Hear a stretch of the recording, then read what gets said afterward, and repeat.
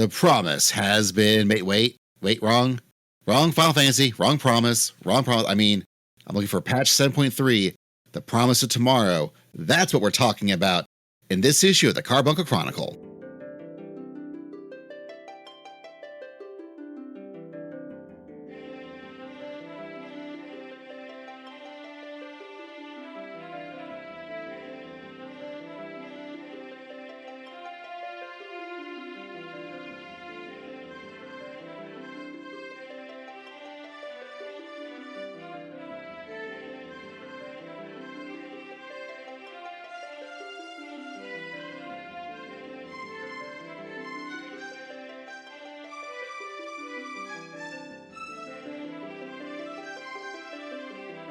Hello, adventurers, and welcome to the Carbuncle Chronicle, your podcast for everything awesome in Final Fantasy XIV. I'm Basil, and I play a Lalafell summoner named 4K Rydiske on Leviathan. I'm Anna. I play a Lalafell dancer named Cormier Rydiske on Leviathan. And I'm Tobias. I play a Lalafell paladin on Ultras, mostly. You live on Leviathan, but we go visit Ultras for a lot of things. Yeah, Ultras is kind of our vacation home. It's home away from home. There we go. It's our third space. That's what the kids say nowadays. The third space. That's all right. Pretty soon we'll be traveling to St. Louis for a weekend away for a third space called Gateway Fate. It's a unofficial Final Fantasy XIV convention, and we're going, and that's exciting. Woo. I cannot believe I'm going to be going to St. Louis twice in 1 year, and I had never been there before this year. Just a weird feeling. But I'm looking forward to it. I heard a lot of good things about it last year, and I was really looking forward to seeing if we can go. Yeah, I think we've got a few panels this time. Basil, you've got a new one you're running, right? Yes, it is I forget exactly what I called it when I submitted it. I should have looked that up. But the idea is going to be a bunch of useful... It's helpful websites that don't break TOS. Yes, that's right. Helpful websites that don't break TOS. I believe. Which feels extra important lately. This week. Just the other day, we were doing some research for, I forget what, but instead I found some more websites that I didn't know existed for housing. Yep. So it's a panel that I've done segmented off, or it's a part of other panels I've done, but blowing it up into its own thing. So hopefully it's going to be good. Hopefully people enjoy it. And then Tobias, you're bringing back a new panel, but in a familiar format. Yes, we'll be doing, we all three, hopefully, will be doing the music of Final Fantasy XIV. This time we're going to be focusing specifically on the retro songs, so all the old Uematsu joints, for instance. So we're going to go through, we're going to look at all the old games and how they've been recontextualized through the world of Eorzea in the music of Final Fantasy XIV. That'd be fun. I'm excited about it. Mm-hmm. Oh, yeah. And we'll be talking about how 14 is capable at recontextualizing previous Final Fantasies later on in the episode. A couple of sort of bullet points before we start digging into things. One, the Carbuncle Chronicle is part of the OSMcast family of podcasts. So if you like us yammering about things, chances are you'll like us yammer about other things that isn't just Final Fantasy XIV. So you should totally check all that out at theawesomecast.com, OSMcast.com. Also, it exists right now, except for by the time this podcast goes up, it'll be gone. The Moonfire Faire the Moonfire Faire happened, and it was very neat. Oh, they went all out this year. It was wonderful. Yeah, I just finally did it today. I love it. It's crazy. The big ship they've got. I successfully completed the Moonfire Faire jump puzzle this year, and I've never completed the Ninja Warrior course, despite trying many times. But I'm very proud of myself because I completed the big jump puzzle for the year. That was my goal, and so yeah, I love the pool area. The slides are so much fun. It's fun watching your character, like their little reactions that they'll do. The cannon ride, like you have so much like fun things to do And then you can just float in a pool or sit on a floaty or listen or watch the Loprits dance and listen to the Pulse remix at night and watch the fireworks. And it is such I love that. Like, I don't spend as much time in like the Halloween zone, or they had the Christmas one last year during Starlight, just because those are separate zones. Like little instances. Like, but this one is you just go to Costa del Sol. Like, I mean, it's just there and it's fun to just go and sit. I really enjoyed the boat this year. I hope they bring it back.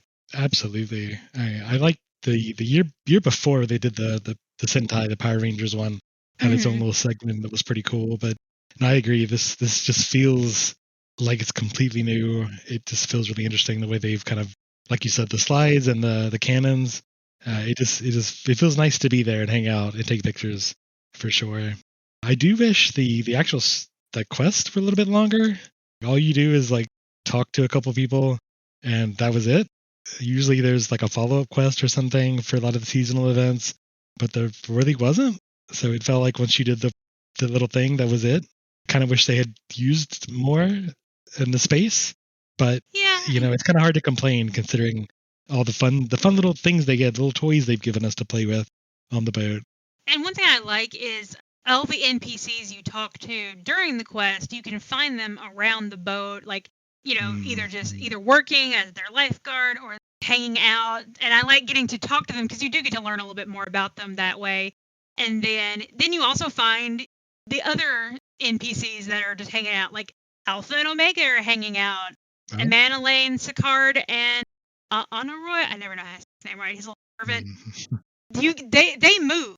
I like finding them because they are either standing in front of the slide and Manolane's chickening out, or you can find them in the pool and Manolane is like passed out because he tried to do a belly flop. And their little interaction's great. So you have them, you have Mammoths from Island Sanctuary, you have the Loprits. Who was the other ones I think? Basil, do you remember? There's a little Lalafell near the cannon ride that looks like a little Lalafell Xeno. That it isn't, but it's just a Lalafell. There is also, I forget their names, but it's the Will They Won't They pirates from Limsa. Yes, they were there. Yeah, that especially get featured in the. They were featured in the Rising last year. Yeah, or not Rising. The Rising. Okay, I was like, no, it was a Heaven's Door, but it was Rising. They might have also been in Heaven's Door. Anyways, they're up there, and there's also an NPC that's up there that is summoning the courage to jump and dive off that not the crow's nest, because that's, but he does. Yeah, like if you're in, I told Basil like I had seen him, and then I was in the water, and I was actually right next to where he jumps in, and so like someone jumped in next to me, and it was him, and I was like, wait a minute, what? Like, it was so cool. Also, Zoe and Chloe are there. They show up. And then, like I said, you get all the NPCs that you've met for the Moonfire Fair. It's fun. We haven't seen an Ultra sighting this year. Sharks are swimming around, but we haven't seen Ultras yet. Which is a little sad, but well, there's always next year. Hopefully, he'll come back. Hopefully, they'll bring back the ESS Menphilia's mom, and it'll be a good time. But yeah, no, I think that a lot of the post-event, extra little storyline bits you usually get, I think, were instead reincorporated once again into the ship with all the NPCs, them having little move cycles, and depending on when you catch them, what they're saying, what they're doing. I think a lot of work went into that instead. And it makes it a much more alive place because you kind of have to actually live in it for a little bit. It's not just a go do it, go away. And I also agree, I really like having it there just in the zone. You don't have to transition to another instance. I like having it right there. I like when they do the Halloween All Saints Week zone. And I really like the Starlight zone they did last year. But I really like it when Moonfire Faire just does it in Costa del Sol. Like, it is the best. Yeah, for your point, usually the Ninja Warrior course is usually full of activity, but it's other players jumping around. So it's just jumping and more jumping. But like when I went this morning, there were mostly NPCs. There were a couple, players there that were lounging around for photo opportunities. But it does feel a little more real, I guess, considering that there's not just players jumping around like frantic ninjas. It feels Yeah. more like a lived-in space. Yeah. I will say, when I was doing the jump puzzle, it was funny because I wasn't really paying attention. Like, I was focused on, getting the jump puzzle done. And all of a sudden, I look over and I see my name in chat. And I'm like, why? In yelled chat, too. And I was like, why is my name being yelled at? And I noticed there were people on top, either just around the pool and, like, on top of the jump puzzle. And they were, like, commentating like we were racing. And so me and this one other player, like, neck and neck, and they're like, oh man, who's going to get there first? And we both had looked at the chat at the same time and saw our names, and we both fell. And we were like, wait, what? But it was a lot of fun. So it's fun, to see people, like, cheering everybody on, to as they're jumping, and yeah, so it's a fun community, like, experience, I feel. And this is when we need that right now, because this community can have its real down moments. We have some great moments. We have real down moments, and I feel like we've had a few more down moments this expansion, just with the, that's a whole nother conversation. But it was a lot of fun. It was fun getting to just, and like I said, I got up to the top, told Basil he had to ring to me so he could get, so we could take some pictures up there. And there's a little, that's another thing, is in addition to the NPCs, there are little minions hanging out. Like, when we were up there, I was taking a screenshot and I was hiding like all the players and all the minions that weren't Basil and I. And I'm like, why is this? There's like a Merlewib minion, and I'm like, why won't this minion leave? Like, who's this? It doesn't belong to anybody. And I realized it was just there. She was on top of the very top of the jump puzzle, just hanging out. I was like, that's really neat. And then it was a couple of days ago, I was hanging out around there. And I look in the pool, and I believe on the little Moogle float, I look, and the little Fox Hollows minion was sitting there. He's just chilling. And and it was no one's minion. It was just it was an NPC minion, essentially. And that it made my day. And, I was going to say earlier, your experience also differs from player to player, because Basil and I were over there one day, and I had one of the Island Sanctuary mammoths, and he had both. And I was like, no, Basil, I said, there's only one here. He went, I have both. And so I streamed to him in Discord, and sure enough, I only had one, and he streamed back, and he had two. So it was neat to see that it could change like that for us. So. But what won't have a nice boat? The Rising. Instead, you're getting a wind-up Gulil Jaja minion and a chance for Yoshi P to talk to us and say, man, y'all, thanks for paying for this game. Thanks for subbing. Like, I just real appreciate it. I look forward to my yearly talk with Yoshi P. I really do. It's always I know people, like, everyone has their own opinion, but I look forward to it. I do look forward to, like, it feels special. It's not, but it feels special to me. Like, we get to at least say hi to him once a year, and he's gotten better about spoiling things, but this is one of those times that they've done some real fun things in the past, like the dev room. And so I'm always excited to hear what he has to say and what they do for it.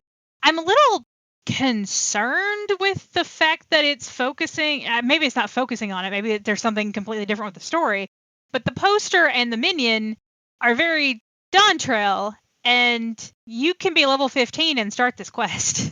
So I don't know if it will be very spoilery or what, because you can't go to Tural to do anything, because if you're level 15 you can't get there. Yeah, that's a good thing to point out. I mean, maybe it'll be focused on family or something, and that's just, because, I mean, we haven't, obviously those characters don't have to be involved with the event, because Horshaphant was in the poster for Moonfire Faire, and, we didn't see his corpse anywhere. So, and like, same with, which one was it? It was Hatching Tide, that we had Thancred and Minfilia. So, I mean, the poster could always, like, just be very misleading. They've said that what they're doing now for the event, promotional imagery, is they're featuring, like, scions and other characters that may not be the NPCs you actually deal with in the quest itself. Like, they're just doing stuff to let their artists sort of draw whatever they want, as long as it's, remotely on theme. So wasn't Papalimo in one of the earlier ones this year? I think they did Ida and Yep. Topolino. Yeah, he and Ida were in one. Yeah. And I mean, and like, as for the minion, like, I don't consider that spoilery. I mean, they gave us a Soulless one year. So, yeah. So, you know, it's interesting. I'm curious to see what the story behind the Rising is. I mean, we may be on a boat. Basically, so there's no boat. I say There may be a boat. it starts in Limsa. When he said that, I was like, there's a high possibility we could be on a boat. Yeah. You're not wrong. You're not wrong. There in fact could be a boat, but you know what probably doesn't have a boat is in early October we're getting yet a brand new Monster Hunter collaboration thing with Monster Hunter Wilds specifically. It's going to be. I'm very excited for my Monster Hunter friends. I mean, I'm obviously going to do it because I did the other one. Honestly, I'm more excited to see how the Monster Hunter people react to but how they go about beating their monster, because they got Omega. I'm excited to see that because I don't know anything about the monster we're getting. I know that it's a popular one. The main. It's like this the Rathalos of Wilds from what I can gather. In early October 2025, Monster Hunter Wilds comes to Final Fantasy XIV. The fearsome guardian Arkveld will make its stormy descent in the world of Final Fantasy XIV in this action-packed crossover. And then, yeah, we're getting, or Monster Hunter Wilds is getting some variant of Omega. Better start learning Starboard and Larboard. How good for them. They get to hear, Escape. Oh, yeah. How good for them. They get to learn all about that. So happy. They could even potentially get the cool version of the song they actually did for Final Fantasy 16 for that expansion. Mm-hmm. Mm-hmm. Because one of the expansions for 16 was Omega, and they actually in 16 did a 14 cover of Omega music for that. And if memory serves, it was a really good track. So, it was great. And not only that, but maybe even Kenny Omega will show up and they get more Omega. And then they can face off against Jason Charles Miller for some reason. I will say I'm curious to see what they do with this, because I noticed in the trailer that they showed, they have the Warrior of Light throwing something, and maybe that's just part of the cutscene or whatever. But I know for Rathalos we had the potion button, and that's the only way we could heal after the first half of the fight. Like the only way you could do any healing was with potion. So I'm wondering, is there something, because I've never played Monster Hunter. So, like, is there maybe something that we have to, like, throw at it at a certain point? You know, is there some kind of interaction button that we're going to have again besides the potion, maybe? I don't know. I'm excited because, we had the gimmicks of we had to hide behind the mammoth thing. We had to jump on Rathalos and stab it. That was fun. And then, every time we got him to a certain point, he would fall and we had to cut his tail and everything, which I know a lot of people said that was a great way to translate Monster Hunter into 14. So I'm interested to see what happens with this one. I am also assuming it is a permanent addition because yes, you have to beat Dawn Trail to get to it. So it is clearly going to be some form of level 100 designed content. So it's probably going to be not dissimilar to what we got previously. We're probably getting some sort of cool trial and then an extreme version of that trial it has its own rewards unique to itself.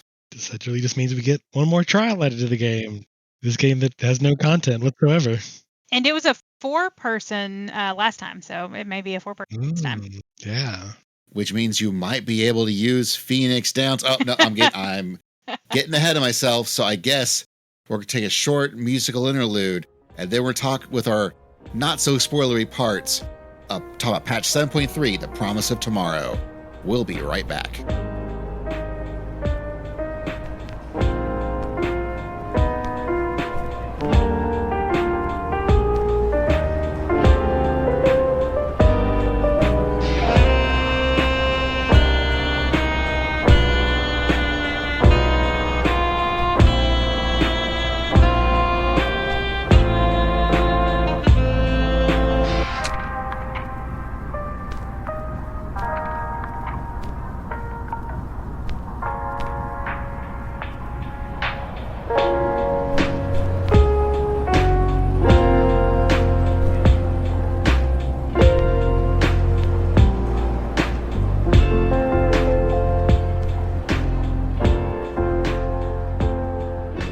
All right, folks, we are back. We're talking about patch 7.3, the promise of tomorrow. This is our less spoilery section. Don't worry, we'll be getting into some spoilers later. But to kick things off, we got chat bubbles now. Y'all, we got chat bubbles. I turned them on my alt. I haven't turned them on my main character yet, which from what little I've seen, they're fine. Glad people have something they really seem to have wanted. Yeah, I haven't really seen like spam really, even in a place like Limsa. I'm surprised by that. I was really surprised by that. I kind of wish there was a way to make them bigger. Like maybe there is, I just haven't missed it, but it really does feel like you get very little text space for what you get. Yeah, it for me, it actually is very unobtrusive overall. Mm. And I think another big thing is that the chat bubbles are coming out of the character speaking's mouth. So if someone's still spamming shout chat in Limsa, if they're nowhere near you, you're still not going to see it. Exactly. I really have barely seen any of those conversations. It's really just kind of when we're grouped up and, doing maps and putting map coordinates down, you kind of see that show up. And I really like that each type of chat gets its own type of bubble too. Yeah. If you're in an alliance, it has the little alliance, number, letter, whatever. They're different color depending on shout or yell or even Tell party. them look like Wi-Fi. I thought it was funny. But I like that at least. I did have a real cute moment. I was gathering a map for treasure maps. And while I was doing it, just happened where my spawn was, a group comes in to do a treasure map. And next thing I knew, I see on my screen in a chat bubble, "Oh no, look out 4K," as they spawn monsters and start attacking. And it's somebody else's map. They can't touch me, right? Like, they know that. I know that. So I go, "Oh no, whatever will I do?" And I see my little bubble pop up. And it was just a really cute in-game moment of two people talking to each other. And the chat bubbles just made it that much neater of a thing. Yeah. So yeah, I'm liking chat bubbles. I really hope that encourages people to use say chat more, because I don't really see that much. It's just the shout chat to speak in the zone. But I'm hoping that maybe the say thing will say chat. This will encourage people to use say chat more. Hope so. It'll be extra nice for when you're doing the various Ally Society quests that require you to say something and say. So now it looks like you are now really living with the NPCs. Yeah. Also, t-shirts are now a thing. Yeah, that is something I didn't expect. I like how you can pick your t-shirt based on your preference, because I like shirts that fit. Basil likes shirts that are oversized. You can do that in this game. Like, they have like a normal fit, a baggy, like huge, like dress almost, and then like a tighter version. And I thought those were neat. Like, because we've got solid colors in the city states, Final Fantasy mascots in the Gold Saucer, like Moogle, Chocobo, Cactuar, and then if you've been doing fates in Living Memory, you might want to do them now. There's that mascot fate that you get your little currency from to get a mount, or not? No, that's not the mount. You get the outfit, the giant squirrel thing. Well, if you're like me and have done that fate a lot and already have the outfit, and then they had put out music a couple of patches ago, you can now get a t-shirt or 3 t-shirts. They have the 3 various sizes, and it's a t-shirt with that mascot on it. I think that's the only one I've bought right now just to get rid of those currency tokens. They're cute. I've seen some really cute outfits with it. Nothing that I want to wear right now has me wanting to get any, but yeah, I think they're cute. I think it's a great addition. I think I missed this. Are these just t-shirt glams they've added, like a whole bunch? Yeah. Okay. Yeah, there is, again, in the city states, you can buy, I think, like same place, like you can buy your various trinkets and things for like, your Gishel greens and your dark matter clusters and whatnot. They're just plain t-shirts. And if you go to Gold Saucer, they have like Final Fantasy mascot shirts that you can buy with MGP. I know the Moogle one's been very popular. Okay, I got it. So yeah, just go. Okay. And then in Solution 9 is where you get the mascot one, where you normally get the other things. So I definitely recommend, if you're listening to this and you've not heard about this until we've told you, well, congratulations. Now you know. You're in the in crowd. But also go to the Gold Saucer and go check out Price Claim and scope them out. Like, they're really, really neat. I have not bought any myself yet because I don't know what kind of glams I'd want to put with them, but they're really cool. Also, something that I've been asking for forever, for years. Wondrous Tales. You can now right click on the box of the thing you want to do, and you can now go right to the duty finder for it. Like it takes you right there, so you can click on it and go. I think like mount running, that's just going to be something that I got to work on. I got to remember I can do that. Yeah. And what's even neater is they took it one step further. So if you right click on like the dungeons, it brings you up a separate list of all the dungeons that qualify for that thing. And you can click on that specific dungeon, then it sends you into Duty Finder for that dungeon. It's the most useful thing for Wondrous Tales. I was just asking for the first thing, this whole separate list that they were giving me.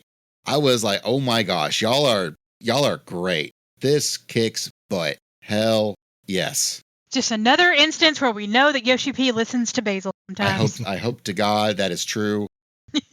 You can get hold of me anytime, Yoshi P. Anytime.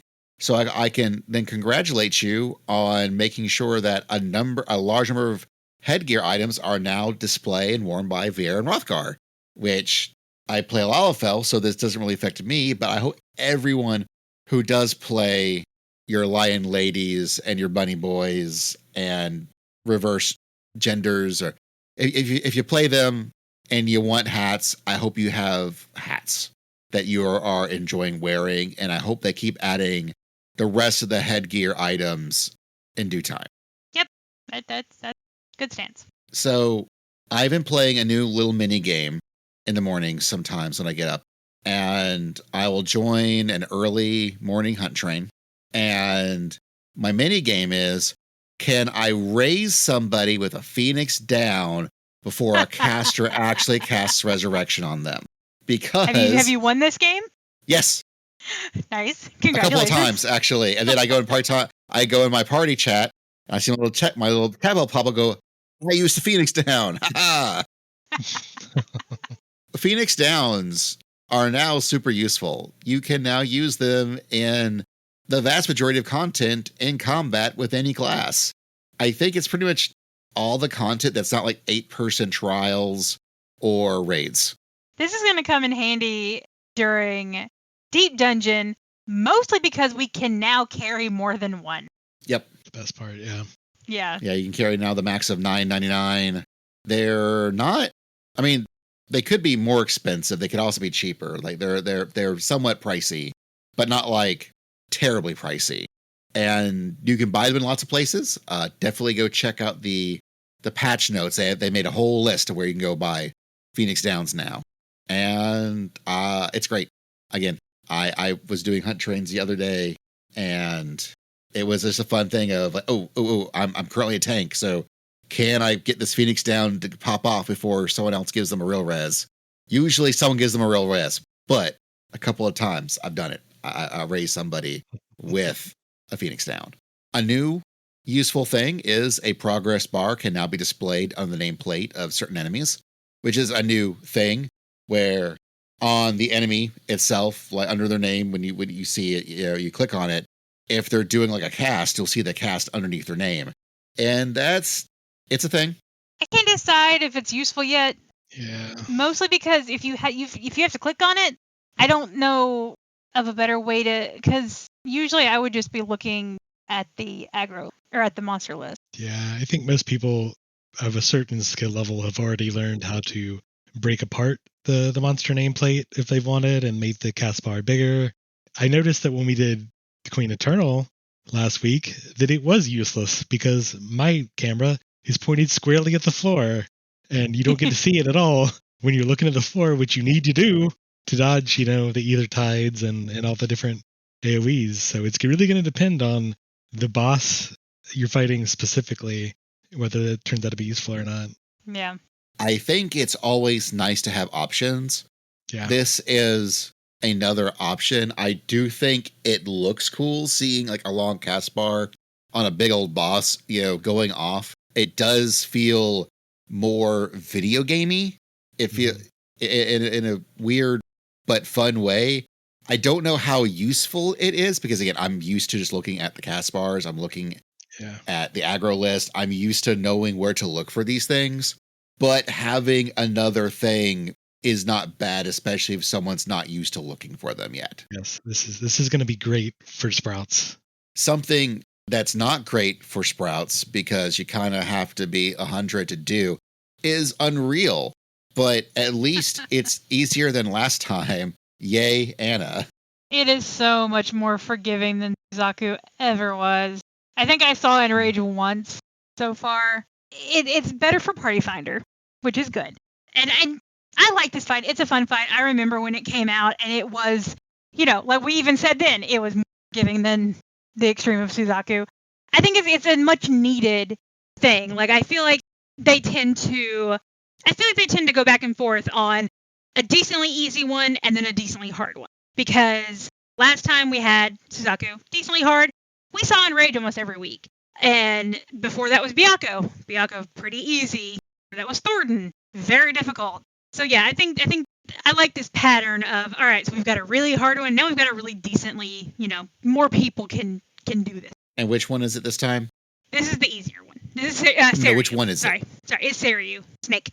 Okay, I just want to make sure we said which one it actually is. Sorry. Yes. Right Seiryu, oh gosh, I don't remember the name. Wreath of Snakes. Wreath of Snakes is the Unreal this time. And it's fun. If you've never done, if you have been playing and like you're maybe a newer player and you haven't done like some of the extremes, mid-eye level or whatever, these are a good way to know what that fight is like. Because when it's with Unreal, it's what it would have been on content. Yeah, I feel bad because I've been wanting to do each of the ones they put out so far and just haven't really made time to do that. I miss Suzaku and feel really bad about it. I really wish there was a way to, keep these catalogs somewhere to do them later. It feels a bit like a waste, but yeah, I know some people have expressed interest in like keeping it, like having like a couple of them you can roulette between. Yeah. We were discussing this earlier. The one of the big downsides, and it's a big downside to just data center travel in general. We live on Primal. Party Finder is not that. Majority of people will go to Aether. So I know Tuesday I get home from work, I move my character to Aether, do Unreal, and then move back to Primal. So like it's not ideal. Like, I don't like having to do that. I wish there was a better way, but right now that's what we have. So yeah, and there's always like learning parties. I think if and I'm always willing if you want to go in. I know I took y'all into Suzaku and y'all saw Enrage. I think we were still at like 30%, but I think with a little more practice y'all would have gotten it. This one I think we easily clear. Yeah, I just haven't had a lot of an extra like free time to play 14 outside of our regular stuff. So like I just haven't had time to even bother with the Unreals this time, and it just feels bad because now that I've got a bit more time and want to do that, now I didn't do Byakko. I know Byakko was the easy one. I didn't get to do Byakko. I didn't do Suzaku. It's like, I know that they're just extremes, really, and I could do those at any point, but I do kind of wish, like you said, they had a rotation at least. It was rotating through these, maybe even the old ones. But what is what it is. You gotta play the game to play the game, I guess. Yep. I suppose there is something that is neat that that you have to be doing this currently, or else it is a transient thing. It is something that will not always be around. And something else happened with this game that also really, I think, hit me more than it's going to hit somebody else who is not active with this game like we are. But it is how they're currently doing it. And it is what it is. But what is also something that anyone can do at any time once you're level 100 and you can obtain your level 100 maps is the new treasure dungeon, where you get to go on an amazing technological marvel of a journey and fight cute critters, amongst other things. I like it. This one is always my favorite of the expansion. I love the roulette sort of treasure dungeon. Versus picking the doors. And this one is, I mean, it's a slot machine. It's funny, and I'm just like, man, you guys really like Vegas, which makes me know that FanFest will never leave Vegas. But as someone who did the Savage this tier, M6S is the one that's been known that was the star of this tier for Raid, and because it was the star because of their ads, and their ads focused on two. I know one specifically monster from 9, which was the Yan, and the other, which is a gimme cat, which is a weird cat. And they are the bane of every Raider's existence right now in the current tier. And so they were like, well, let's put them into the treasure dungeon. And they're not near as annoying in the treasure dungeon. But it's fun to get to see them in a new, in a different setting. You can now get a Yan as a mount. You can get the Yan as a minion and the cat as a minion. And I think I know a lot of people doing maps and want to do maps because of those, especially the mount. And yeah, so it's fun. It's a fun time. Yeah, I like that how they've added, they've changed up the monsters you get. Because remember when we did the one in Endwalker, they're all boss monsters and you kind of get used to them after a while. But depending on the combination you get in your slot machine, you can get just groups of ads, just a bunch of ads. You can get various boss monsters.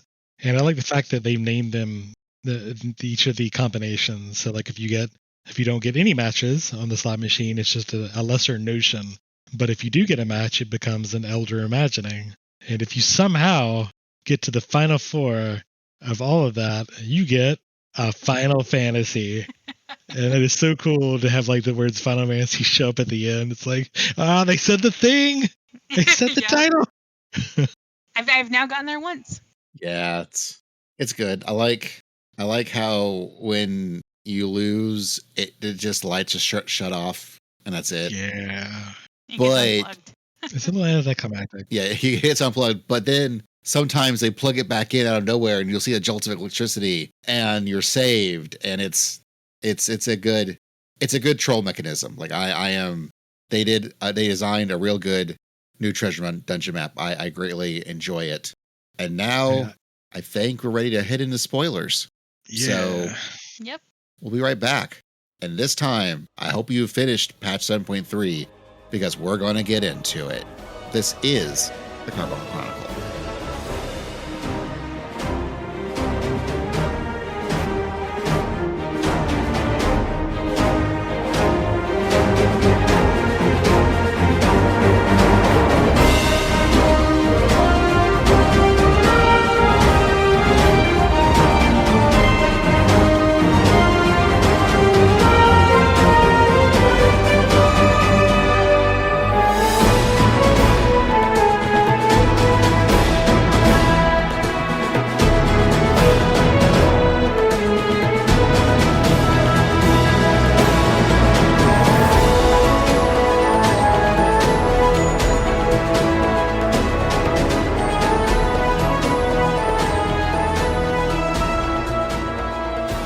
Folks, we're back, and our food for this episode is DAM, D-A-M. This rainbow energy beverage will allegedly bestow the drinker with metaphorical fangs to gnaw through any challenge and do their damnedest. Excessive consumption is ill-advised. That's because... Speaking of things you can get in treasure maps. Right, you get in the new treasure map dungeon, and I chose this one because it's featured in the new patch, but also because, damn, this has been a good patch. Folks, we are talking spoilers for patch 7.3, The Promise of Tomorrow. Pour one out for Geode, y'all. Pour one out for Geode. That was a good cutscene where he shows up and is speaking over the radio and it all happens at once. That was a very well choreographed cutscene. Good job. He gets a good death. I feel like he has very heroic and honorable. And I felt so bad because when he goes to the old man, I'm like, all right, you gotta get him and go. And then when he smiled, I'm like, what? Does he know him? Like what? And then he turns into a robot, and I'm like, and Geode is like, fuck, it's a trap. And like even at that point, he's just like, all right, like he just accepts it. And he's like, I know I'm going down, but I'm not going down without taking. And Yeah, that one was kind of rough, but The robots are creepy when they're doing their thing, but also before you even do it, they make you go hang out with Geode and run around with him. get to learn a little bit about his past. Yeah, just In show. and there was a part of me that was like, we hopping up Geo now. Okay, do I give him the dungeon? Is that what we're doing? Is that maybe we're not going to get? Maybe Geode's our new scion. Maybe that's what we're going to get. We're going to get someone from Don Trello's going to hang out with a future adventure. No, that's not. All right, Geode. Well, it was nice knowing you at least for a little bit. It does make you hate Calyx more though, rather than just hitting nameless Alexandrians. Come on. Oh, Calyx is the face I want to punch right now. He is. He is yet another wonderful example of they introduce a villain who, frankly, initially seems like they could be kind of lame. They could be kind of silly and like, I don't know, man. It's like an 11-year-old kid. Whatever. Oh, he's smart. Great. What? And then by the time you're done, I'm like, oh, Calyx, you're a good villain. Who would have thought? They did it again. This whole expansion, he's like, I have, he's like, I'm getting all this data on you. I'm gonna learn all about you. And then it's just like, but did you learn anything about us? did you actually learn anything about us? Because you're kind of making the same mistakes people have made already. Well, remember, believe it or not, folks, that Dawn Trail is an anti-generative AI message. It is, believe it or not, it's a ChatGPT might be bad message, because Calyx is an endless in that he is just memories. It is a memories of an 11-year-old kid who's very smart, but also incredibly scared of death and is doing whatever he can do to stop that. But again, he's a very smart, and I put the specifics, 11-year-old. And I really feel that the more you see him, he is being all like, aha, I am so smart. I am so perfect. I am going to destroy you. Oh, I just need more data. Like, again, it's just, oh, right, because you're putting on the biggest act. You're blowing yourself up so big to try and be intimidating. And then after we laid a smackdown on him real good and done, you later then see him, and he's like, man, freaking dad, mom. Yeah. I'm pushing a fit now. It's like, I'm like, oh, Yeah, you are 11, aren't you? Yeah, the little kick is just like, oh, yeah, you're a kid. Yeah, you're eons old at this point, but at the end of the day, you cannot be anything but a little kid. You're stuck like that because you can't grow anymore, because you're just memories locked in a pattern of not changing. It really reminds me of in Nier Automata with the machine life forms, where they can only, everything they do has the same conclusion, because no matter how they try to be different, all they can do is the same patterns that they already know. I'm very glad that they didn't get rid of Calyx. We could have very easily defeated him at the end, and since he, very obviously is the Alexandrian enemy, the big enemy for Dawn Trail, it's very apparent they're going to bring him back, and we're going to keep seeing a lot more of him. So I think that's a neat way to have a recurring villain. I don't think we can call him quite the new Xenos, but if he does keep coming back in a Xenos-like fashion, then I don't think I'd hate that. He's going to be a fun villain to hate, I feel like, in the next expansion, or more than the next expansion. No, I really don't want an expansion, but that's me personally. Well, I didn't want to see Xenos past Stormblood. We'll see. We'll see. I do. I do like how we also got to get to know him, and how this all sort of ended up happening, because we got to go into a little preservation stronghold, and we got to have a little adventure game. The escape room. It really was. I saw someone mention escape room, and I was like, that is the best description of that puzzle. But what is an escape room but an in-person adventure game? It was fun. I enjoyed, and I was proud of myself. I didn't look up any answers, letting you know. I know I tend to, but it was fun. It was easy enough to get through. but not like, stupid. So I think it was fun. Though I loved the little dialogue between different characters. And I wish, and I know, Basil, you and I had talked about this. There's one of the first things you do is it was like, you need to look in maybe look in personal belongings for keycard. And, which is fine, but I was sad that, like, one of the, depending on, where you start, it was the first place you and I looked. So we missed out on that. So when I went back and did it on my alt, I made sure not to do that. But yeah, I'm sad that we didn't get to see the rest of it. Yeah. The whole room lights up with all sorts of things you can click on.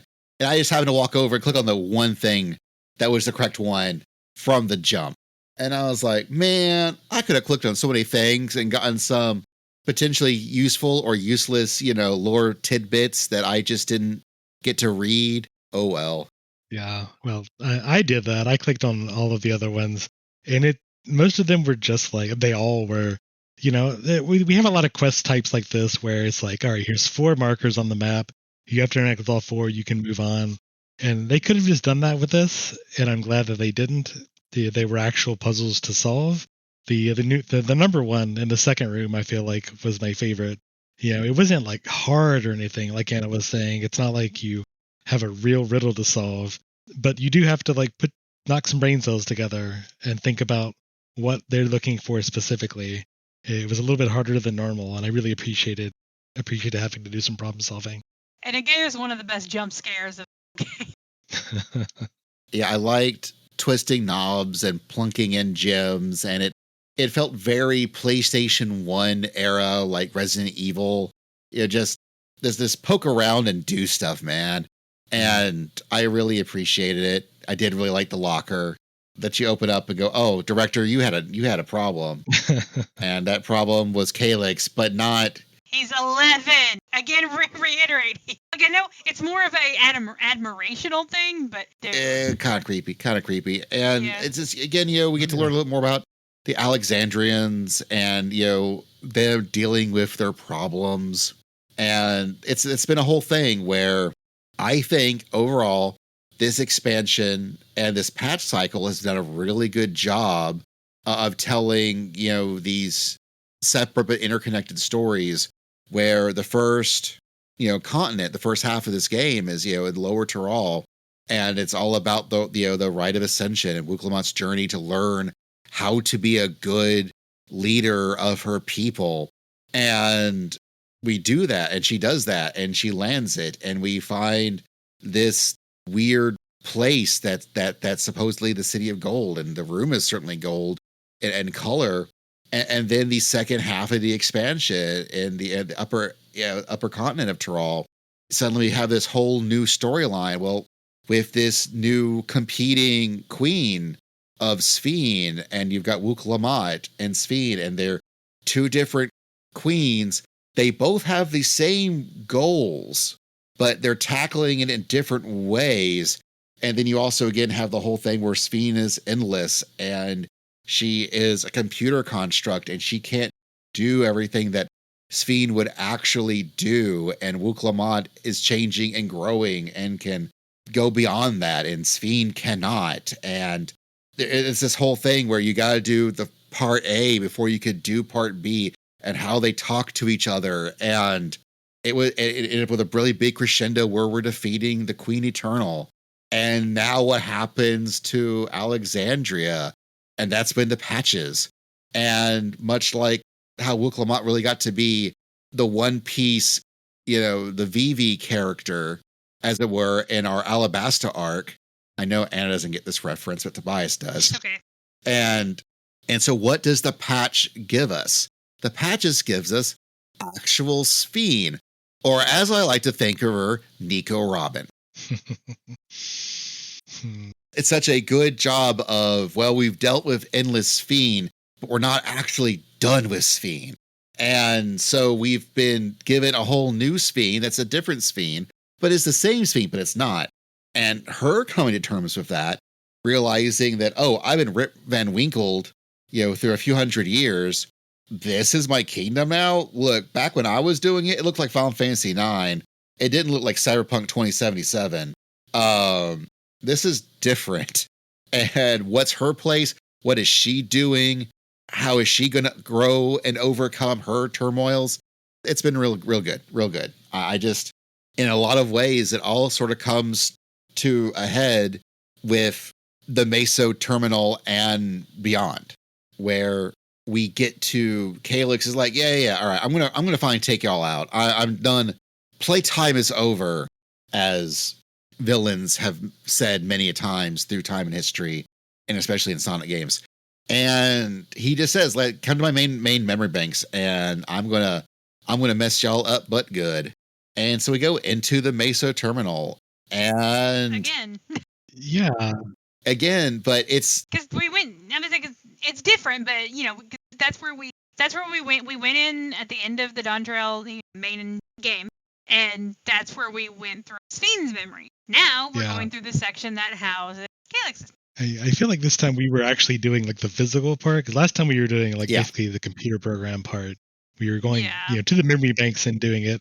It was kind of like doing the Stigmascape, where we're not actually beating Stigma. We're hacking into Stigma and beating it, pretending to beat it, showing how what will happen if it shows up. Like, this is last time was us hacking into the Meso Terminal, but like we're actually going into the physical facility this time. Yeah. And like, I on the one hand, so Meso Terminal is again peak Dawn Trail in that these fights are great. I love the fights here. The part where we're doing the jailers, hell yes, I love that. Separating us all into our own little Barbarecia cones and making us do a little solo fight. Perfect. I love what they're doing with Dawn Trail. It took me 7 because I didn't turn my camera. I did not turn my camera around and notice that there was something I should be killing. Oh no! Yeah, it has so little ad phase. Yeah, I was like, I was like, why does this keep killing me? Why can I not dodge? I can't get out of it to dodge this AoE. What is going on? And then like after the 6th time, I turned my camera and I saw another thing I could target and went, God damn it. I really like the fights. The first one, I couldn't quite figure out the flora and the different waves, but I powered through it. The jailers, great, peak, love them. The final thing where you're doing the big blob full of memories, and it's doing the different memories and the different AoEs. I really, really like that. I love the what was the end of the first one in Alexandria, the dungeon, the one we saw at FanFest. Was it the Executioner or something? What's it called? Had a name. Why am I blanking on this? It's the one we saw at FanFest. The one we didn't know what it was. I know it. I can see it in my head. Yeah, it's like it's not Executioner. The Eliminator. Eliminator, yes, the Eliminator. I really like the Eliminator. That was a lot of fun to do the half-frame cleaves and the different. I would not take Eliminator away, but this one was perfect. Perfect way to take the idea of taking memories and mashing them together and throwing it together as a boss. Really, really liked the Meso Terminal for that. Also, visually, they just did a really good job of, like I was telling Anna, I know this is a 0.3 dungeon. It feels like it's the end of the patch series dungeon. Like the level of care they put into it. It really reminded me in all the best ways of the last dungeon we had in not Dawn Trail, we were in Dawn Trail, at Endwalker, when we were going through Golbez's thing and we get into Baron. And and they're constantly changing the visual look of everything every time you go through, going through the terminal, and the next thing you know, oh hey, it's a children's war hospital where all these kids are reaching up to you and wishing how they wish they weren't going to die, and you're having to kill doctors, but also everyone's got these weird like glitchy faces, or you actually can't see them. So they're also impersonalized at the same time. And then you go through a jail because, sure, why not? They needed an excuse to throw in a jail. And then we also go through like Alexandria again, just really hammering home how terrible they had it with all the lightning storms and things. And going through, I'm pretty sure it was a recreation of like one of the taverns that you see in 9, and just it is, yeah, all its 14 splendor. And all the bosses looked really cool. I really liked the memory bosses look to it. I was like, oh man, this looks so cool. I'll say I was proud. I soloed the second boss as a warrior. That's true. Because once everyone's dead, the only one to actually do its mechanics is yours. The other ones just kind of wait for you to finish, and then you can kill them. Right. And I did it because my healer DC'd, and the other two DPS were like, just go for it. We'll see what happens while we wait for a healer. Cool. So, yeah. But yeah, no, it was a fun dungeon. I really enjoyed it. And then once we're done with the dungeon, we finally have to find out what in the world all those black... now I'm blanking on the name of the things that people... The Neo regulators. Once we finish the Meso Termial, we get to find out why they made those 5,000 black regulators. It wasn't to make endless. And we were right from the trailer. It was not about making endless at all. It was just a good old-fashioned... summoning. primal summonings. Just like Ma used to make. Like, I remember when we saw the trailer, I was like, that's the eyes are blue. The last time we see that is when people are being tempered. Are they being tempered? Got to bring the pigs out again. And it makes sense how, at this point, Calyx has thrown every sort of technological... They sucked the power out of a city block to throw lightning at us directly, and that did nothing. I mean, it hurt. It stung. You know, he's thrown all the biggest robots he could throw at us in the previous patch with Zelenia. He has done everything he can clearly think of to stop us, and it all failed. And so what's the biggest thing he could do? Well, he can summon something. Like, you can throw another primal at us. Sure. Has it worked yet? No. Could it? Maybe this time. There's a chance. And it wasn't. I know a lot of people, including Basil, have said, man, they really did the lead up to this primal way better than the game it's from did. Because the primal's Necron, and who was also the main villain, or the final villain in Final Fantasy IX. And for me, yes, Victor Hunter of Charlie and Dropouts, if you're listening, yes, I get it. I understand that thematically, Necron makes perfect sense. In the context of 9, its purpose for why it exists makes complete sense. I get it. However, how they introduce him into 9 is more of not a culmination of all that you've done in 9, but rather it's hello, I'm Necron. I'll be your final boss for this video game. Here is the reasons why I should be this boss, and now we're going to fight. And that's how 9 does it.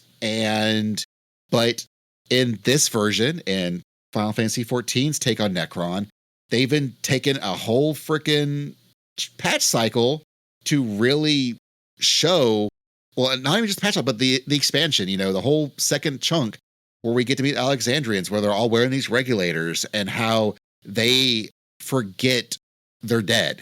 When someone passes away, all their memories of that person is locked away, never to be accessed again. And because of them using souls and things, they never have to worry about death. And well, now all that's been shut off. So now they all have to really worry about death that they didn't realize was really a concept until very recently. And Calyx has been doing a great job of playing on that. And then suddenly going like, oh, but I've got this perfect solution. If I make you endless, then you don't have to worry about death. And it's all come to a head where instead he wants them all to prey on and ruminate on them being so scared about death. And that's how they summon Necron. It also reminds me very much of the Coils of Bahamut. The way that we've got the 5,000 Alexandrians who are now locked in a permanent tempering summoning, thanks to the Black Regulators, reminds you of all the dragons that, are stuck in a permanent summoning Bahamut cycle, thanks to the Allegans. So once again, it's Allegans. Only it's not, unless we find out later it was. But, which, now there's precedent for that. Anyways, what were y'all's thoughts on Necron? Trial itself was great. It's the first trial we've had since the end of Dawn Trail's base game that we had a duty support. Yeah. So we were able to go in by ourselves with our Scion buddies and Sphene, our little not summoner but summoner arcanist. Oh, what was she? She's a Zoe. She's a Zoemancer. Zoemancer, yeah. Yeah. That's pretty cool. And that was a lot of fun. I went in with them, and I like the trial's great. And honestly, this trial, I feel personally, is one of the best normal trials to teach you the extreme. Because when I've gone back, I've been farming the extreme, still not seeing any wings from that one. But when you go back into normal, while there, there are new mechanics, there are expanded on mechanics, but it does a really good job of giving you a good basis for the extreme. And I definitely highly recommend knowing that fight very well before. And it's also probably my second favorite extreme of this expansion, and second favorite music for the extreme in this. Nice. Yeah, not having done the extreme yet, I completely agree. Like I said with Meso Termial, the fights in Dawn Trail continue to be hitting real good. Necron was a lot of fun to do. The big circle, the near regulator circle, where you've got to do like different AoEs that are queued up in a row, and you have to sort of keep those in mind and go in and out as they do. And a lot of the line AoEs, the hands that grab you to put you in that little pseudo space where you've got like 15-second doom and you've got to get the hell out very quickly before you get doomed. They're really fun, and ways to sort of tie home the idea of dying and fear of death, because you've got to quickly escape it. Really great way to tie the theme together. So I really enjoyed Necron Normal, and I'm really looking forward to doing the extreme version based on everything Anna said so far. Yeah, having your own personal ad phase, and in extreme, tanks have to do specific things, healers have to do specific things, and while DPS you just have to kill them, one of them starts enraging when you do, and it's not like there's no way to really figure out what makes it enrage. You just have to pay attention to your little enemy list and see which one starts. If one starts enraging, you got to kill it quick. And I've not done tank or healer on this one yet. So that one's gonna be fun when we get in there with the Blood God group, because I know I'll probably have to tank or heal at some point. Yeah. And I'm excited to get to experience that.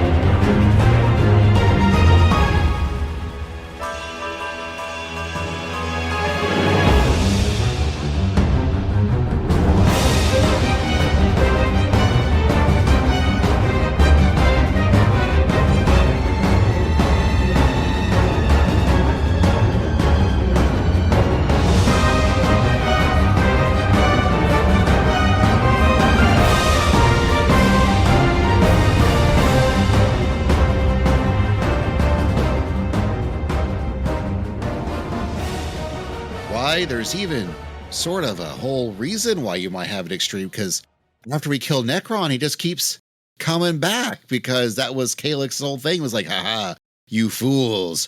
It's a primal of death. You kill it. It just keeps coming back. And mentions that actually, I'm not using crystals to power it. No, he's just funneling all the power that exists in the frickin' ninth shard. And so he's like, I'm just going to keep summoning this thing over and over again until you go. And then everyone's like, wait, no, what if we just destroy your data terminal, though? And Wuklamot's like, on it, boss. And just starts going to town. That is probably my absolute favorite cutscene of this expansion. Well, second favorite cutscene of this expansion. And they put work into that one. Like, that one had... I will say, one thing about this expansion, they did not shy away from blood. Yeah. Because there were at least 3 instances I know of that you see some blood, which I'm glad, because, Hey, as much as you can get away with in a T rating. Right. The ending to this was great. I have actually gone back and watched it with different classes. Oh, yeah. Because at the end of it, starting this cutscene, Sphene gets to do what she needs to. Like, she gets to talk to the people of Alexandria. She gets to be... And what she does is she gets with Shale, she gets on the intercom, and and this is an interesting bit of knowledge that we are now having, and I hope maybe that we can take this with us she's able to sort of redirect the tempering. Because it's technically still going while the fight's gone on, but Calyx is focused on the fear of death, and that's what's powering Necron, is fear of death. And that's why he keeps coming back if he dies. Well, she starts talking to them and trying to give them hope that, yes, it's scary. You shouldn't be afraid. You should just live and take the memory of those that have passed and live with those, and giving a very, very good, hopeful speech. And she like I said, she redirects the tempering to where it stops being effective for Necron. So I would really like to see that come back. And I wonder if that's partially because Calyx did a bad job of summoning. Like he did not quite grasp how summoning really works, which frankly is very on brand for allied societies, or at the time beast tribes, learning how to summon, where they're given the basics, but they're not really explained what's actually happening, how this actually works. They're just given just enough information to start it. And so for them, a lot of it's religious fervor. And so that's why they keep doing it over and over and over, because it is their gods, it is their deities, it is their protectors that they think are their summoning.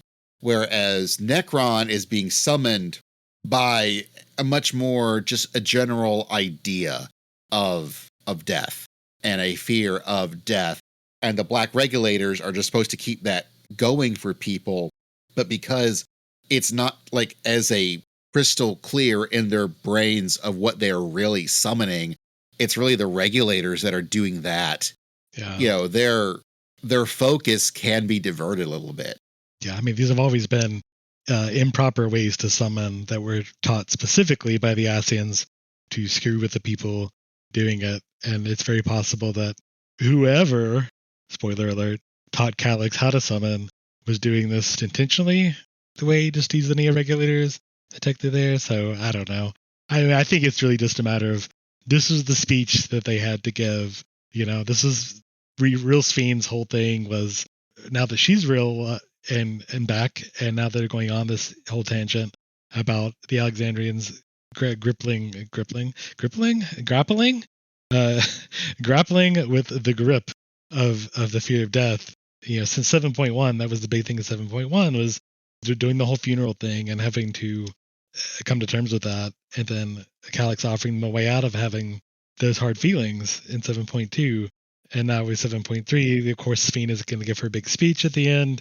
I think it felt to me more like a narrative tool more so than anything. But there's a lot of different in-game, diegetic ways to explain why it worked, depending on the specific summoning method and the neo-regulators and what have you. We do it, and we also get a cool, somewhat personalized cutscene depending what job you're running, where you're either slashing at the terminal really good, or throwing up a blue ball of energy real good, some way, somehow.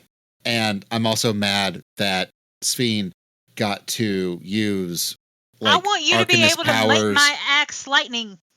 Yeah. Well, that's like, that was what I was mad with. Like, I get cool glowing blue thing. That was awesome. But they got to cast a Ruin 4 onto an axe, and the axe got to do something. I want to do that.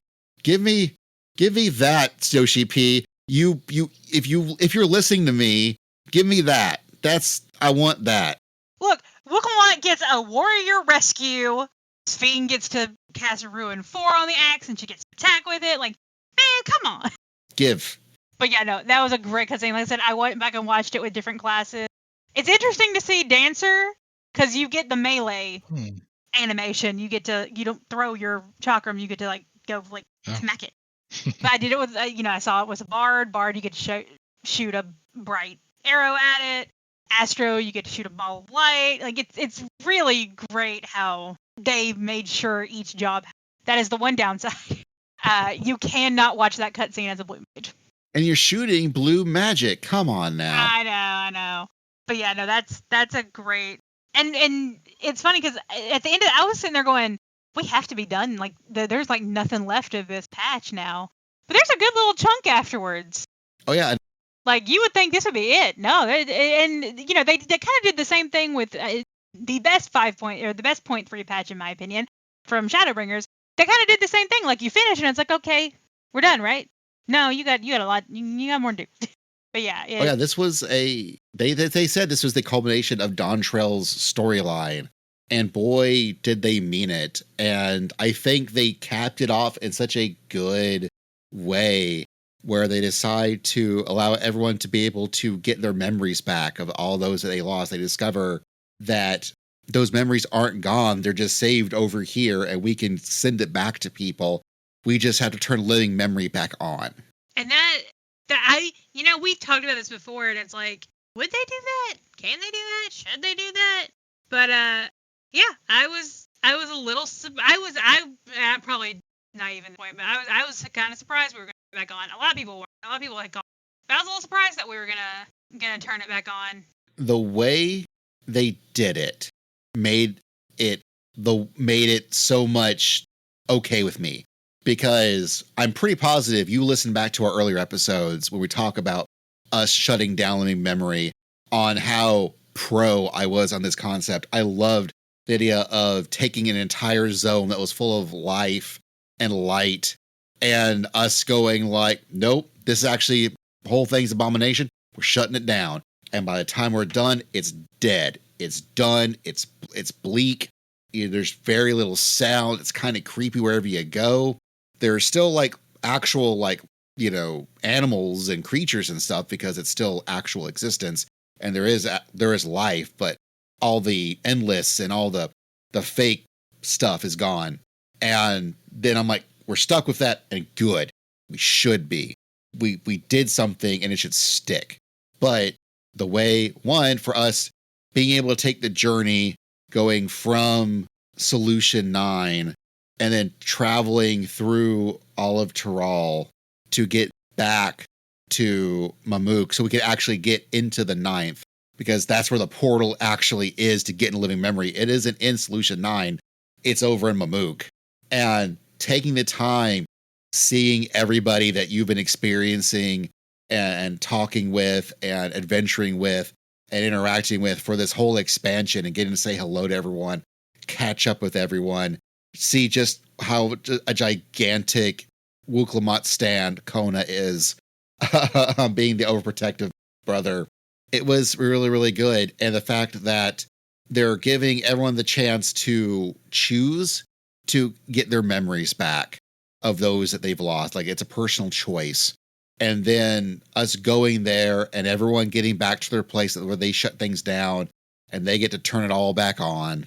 And we get this like in between where the lights are on, but the creepy, like forever perfect nighttime weather is gone. Like, it's just normal weather, and the endless aren't there. It's just the lights. It's like this great in between. And the fact that we played this game for a year, and I got to live in this dead zone for a year. And okay, maybe some people didn't do their fates in the zone or gather and stuff in the zone like I did. So maybe you didn't really live in the zone or do hunt trains in the zone, but I did.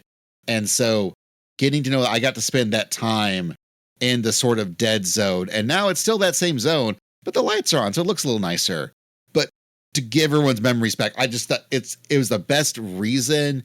It is now giving me the best visual version of this zone. I really like what they did. It was really, really good for me. I agree. Yeah, I kind of wish we had got maybe the treasure maps earlier, because I'm one of those people that didn't really go to Living Memory that much. Once in a blue moon, I maybe have been there maybe 5 total times, since beating 7.0.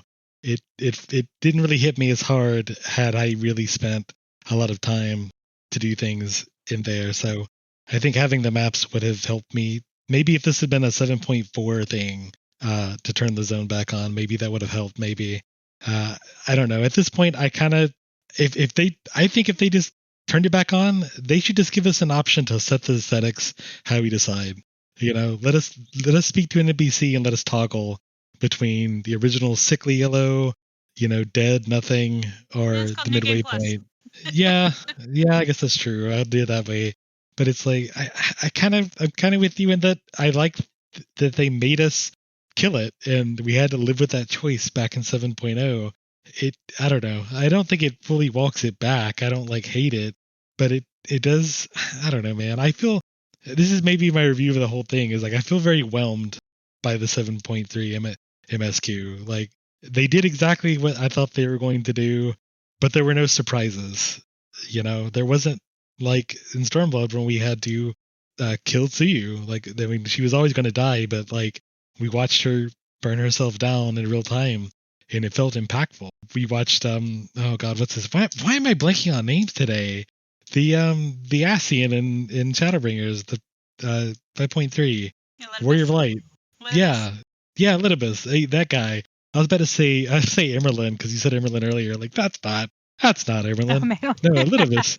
But like Litibus, like we watched him struggle in the cutscenes up to then with the fact that he had to do what he had to do, and then the final one, which is still like the most emotionally impactful scene in like the entire game. I don't feel like there was a surprise in The Promise of Tomorrow, and I really would have wished there would have been some sort of surprise. I don't know what that could have been. I don't want to like say something shocking like, oh, what if Sphene died or what if Lucamat died? Shock value for shock value's sake. But I don't know. It did exactly what I thought it was going to do, and there really wasn't much of a surprise. And I think that's really what I was looking for in a 0.3 patch. We just poured one out for Geode, Tobias. We just poured one out for Geode. I don't. And yeah, we had an adventure game. Like, yeah, I don't think it's bad. Yeah, like there's good parts in it for sure.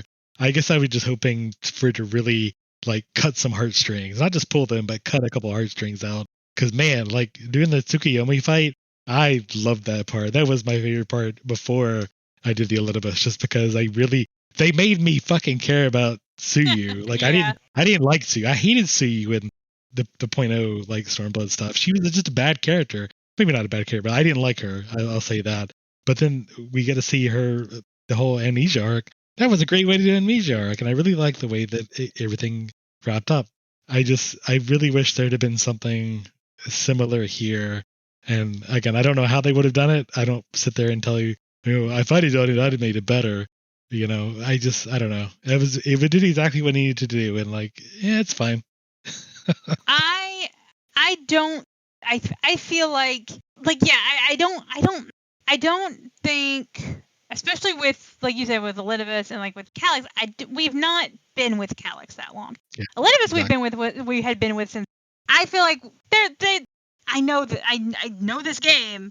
They're gonna try to make me like the villain, and they've succeeded many times. Not with Xenos, but I want to give him a little time. I feel like we're gonna get something with him, and I'm just gonna be like, fuck, damn it! I want to punch him in the face. I don't want to like him. Like I feel like it's gonna come.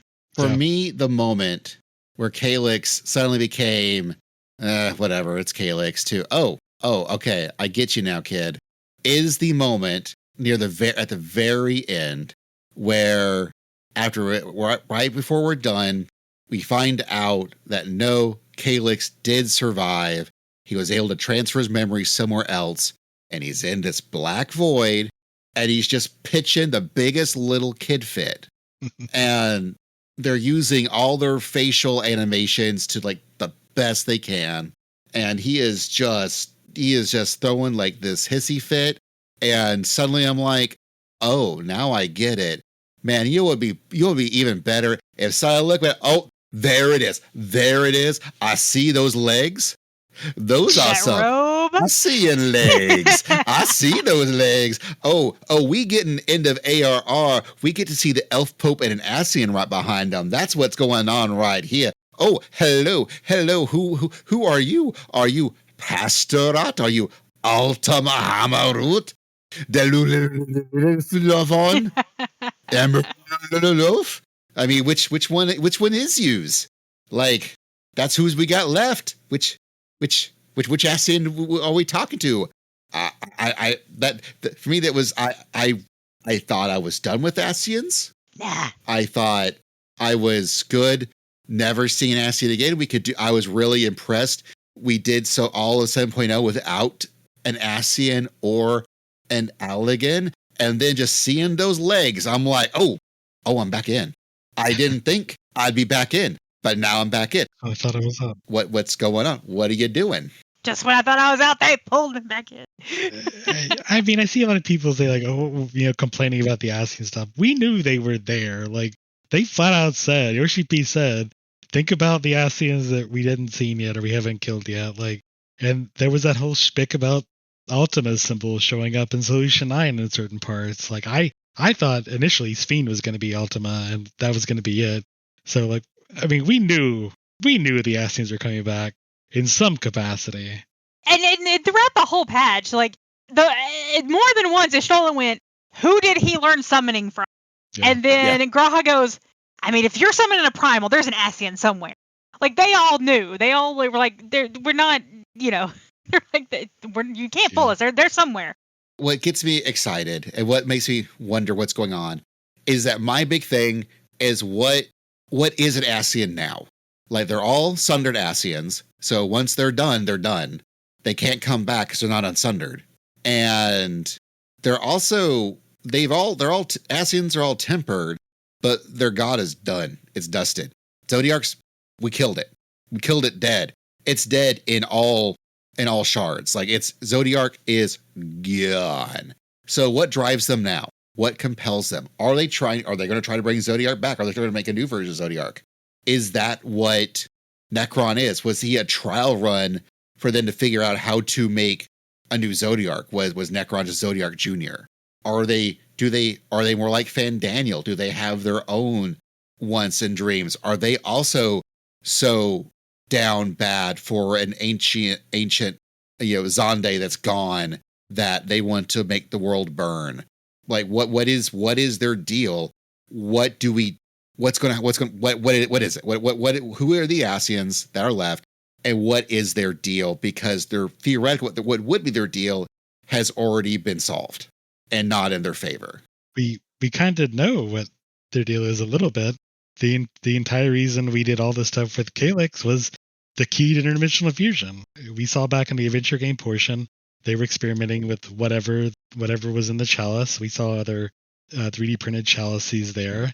We know that Krau's parents, the Milala, basically given that to Ketenram and them, the Dawn Warriors, back in the past. And we know that Calyx this whole time has been trying to recover that. That was what he was complaining about at the end. He tried to foil us to get that key back, whatever that is. I'm assumedly to give to this winner, Ascian. Well, and why? I mean, can they use that? Yeah, I mean, I guess my supposition is that Zodiarc or no, they would probably still want to combine the shards still, because that is still, to them unnatural, assuming just the baseline there.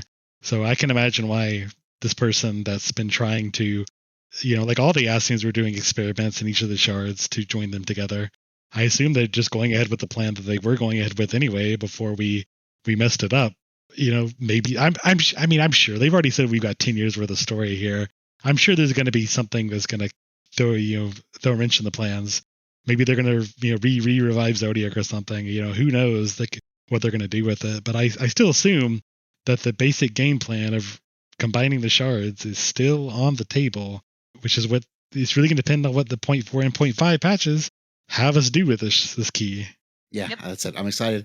I'm really curious because they mentioned the group Winterer. That is clearly our new group of villains. I do wonder if our role quests gave us a hint at the more theming around these. Like, I could totally see, especially after Calyx throwing his hissy fit, are we getting, the Ascian B team? Like, are we going to get other villains that would have been like a more throwaway villain, but now they're more important because they're who we have left? I don't know. I know I've seen a few people wonder if Travishet is a thing again, because he was a villain that was in 1.0. He didn't have a shadow. He was an Ascian agent. And the only other time we've ever seen him was in the Alexander raids, because he handed the horn to Mid in the raid series storyline.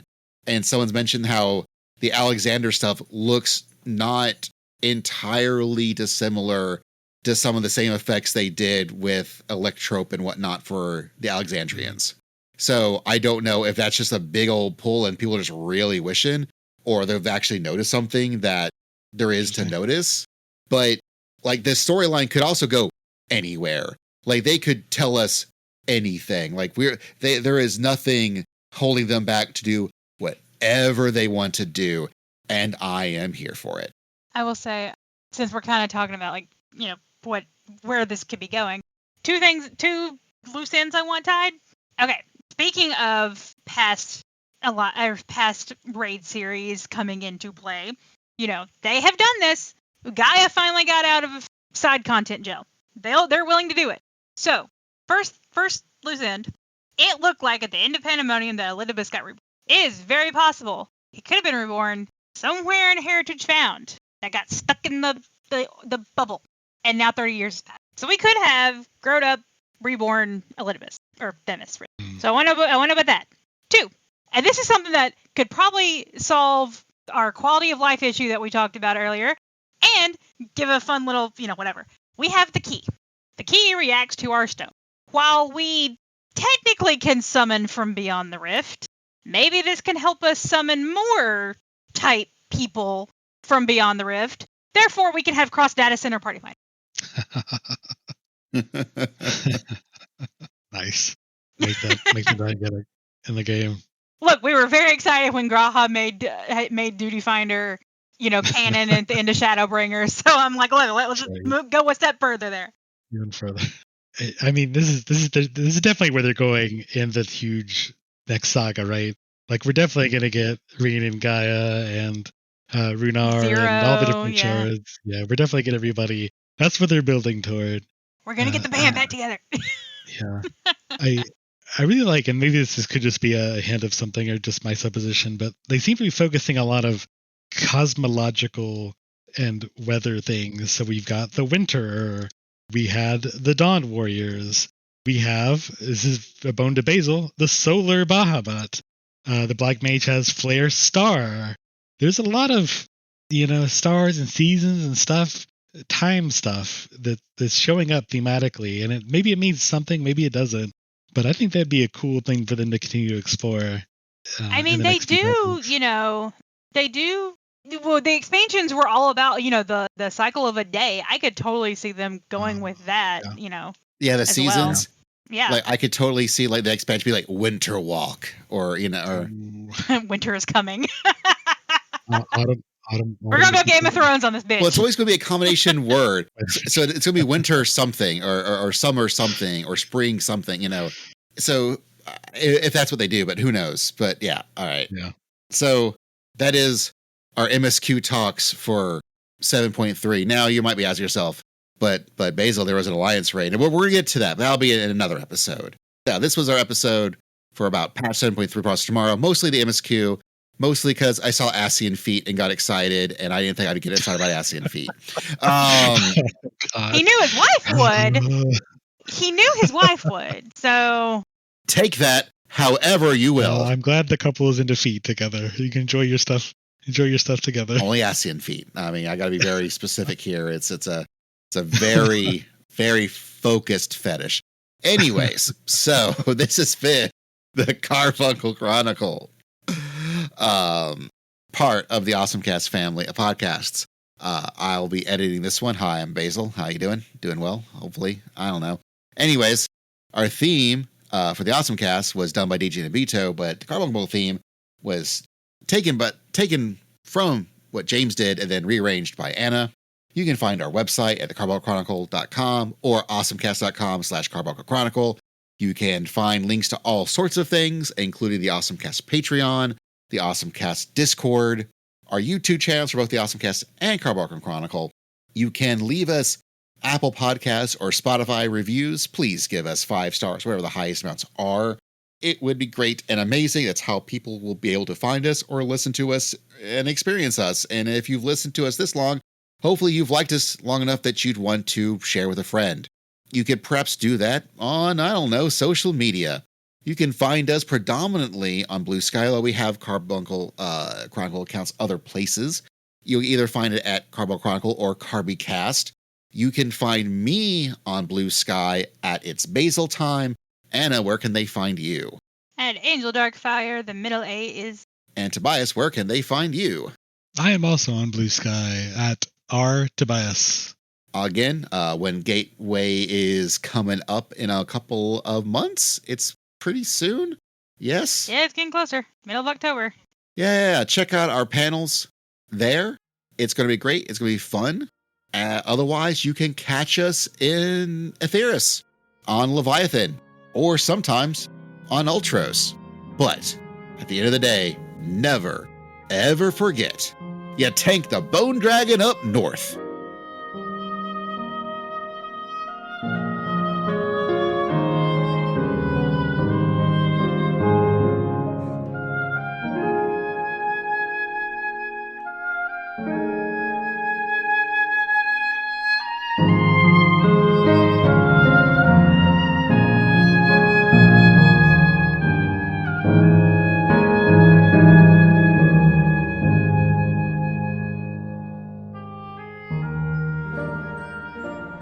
Tobias, it's funny you say that. Like Basil and I were talking, and we were like, this expansion, the expansion, they're saying that this game is dead, that there's nothing in it.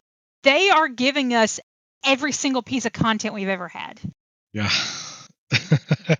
And it's like, what do you want? Even Monster Hunter. Even the Monster Hunter collaboration. The only thing they haven't brought back has been Yokai Watch. Oh, God, no. Yeah, that'll probably happen. Oh, God, no. Well, we do need, because we don't have the last two expansions of weapons, because they brought back Yokai Watch last time, and we didn't get Reaper and Sage. Oh, yeah. It'd be a good time for them to do that. Come on. Yeah. That is the... Level 5, get on it. Technically, we're on a break, but that is the event that started me leveling every class. Because you have to do fates, and as I was doing the fates, I was like, well, I might as well level something to get something more out of this, because I hate fates. And by the time I was done with everything with Yokai Watch and had all the minions and mounts and weapons, I was like, well, might as well finish. I blame that quest. If they do it again, maybe I'll get a chance to do more. Cause I kind of fell off. Basil, I can't believe we went through that entire section without mentioning that it's Omega Planetus. Planetus, the best anime, one of the best anime ever made, and we didn't even mention that Omega Planetus is showing up. What kind of anime fans are we? Oh, terrible ones. Terrible ones. There's your stinger. Oh, I have a big old stinger this time. That's all right.